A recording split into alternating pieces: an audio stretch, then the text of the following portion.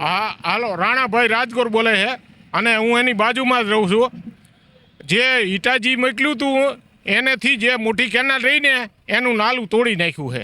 એટલે એ નાલાનું પાણી આમાં પ્રદૂષણ કરે છે અને ગંદકી રહેવાતું નથી. માછલા એટલા મરી ગયા છે ને આ પાણી મોટી કેનાલમાં નીકળી ગયું છે. અને આવડા મથે છે બધાય મહેનત કરે છે, વાત સાચી છે, પણ પહેલાં એ હાંધવાની જરૂર છે. નહીં તો પાછું હતું નહીં, માથે માથે ઊંડો રહેશે. આપણે જો એ હમી કરે પહેલાં જે આ નાલું રી હમું કરે તો જ થાય છે. અને એક આગળ ઠકાણે ગટર જે આ ગંદકીની ગટર તોડી નાખી, 2 ઠકાણે તોડી નાખેલું છે. હાલો, મહાદેવ મહાદેવ છે.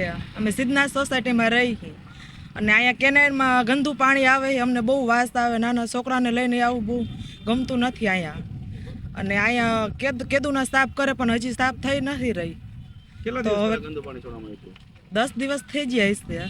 બહુ વાસ આવે, માછલાને બધું બહુ મરી ગયું છે. અમારી એવું માંગ તે બહુ સારી કેનાલ કરી નાખે સાફ, એટલે અમને બહુ રહેવાની મજા આવે અને વાસ ન આવે.